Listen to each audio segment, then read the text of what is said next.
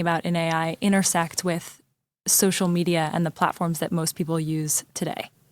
There's a future where there's generated images and generated text and maybe AI influencers. How does generative AI change how social media feels in the future? Yeah. I mean, I think that's a really deep one. There's already been one big shift, which is that social media started out as people primarily interacting with their friends. And now it is, at least half of the content is basically people interacting with creators or content that's not created by people who they kind of personally know. So we sort of already have that paradigm. And I think AI is probably going to accelerate that. It will give all these people additional tools, right? So your friends will create kind of funnier memes and more interesting content. That'll come from a lot of different ways. I think some of it will be, okay, your friends have glasses and they capture a bunch of stuff. And before they might have not been able to edit it to make it interesting, or maybe it was just too much work, or they didn't even realize that they captured something amazing. But now the AI is like, hey, I made this thing for you out of your content. And it's like, okay, that's awesome. People will enjoy that. Creators, obviously, kind of much more specialized skills are going to be able to use even more advanced AI tools to make more compelling content.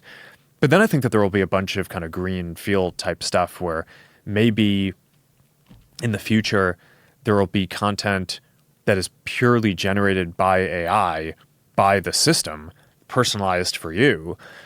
Maybe it's summarizing things that are out there that are going to be interesting. Maybe it's just producing something funny that makes you laugh.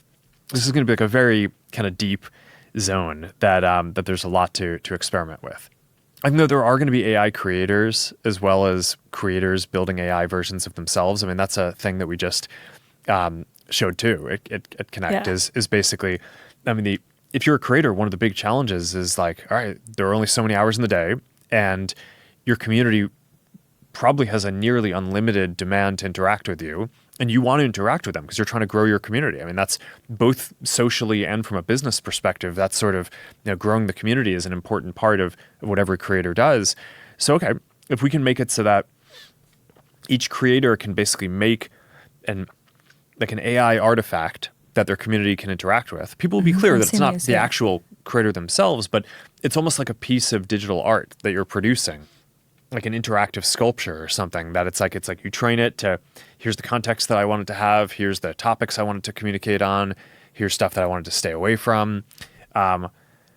You're giving your community something to interact with when you can't be there to kind of answer all the questions.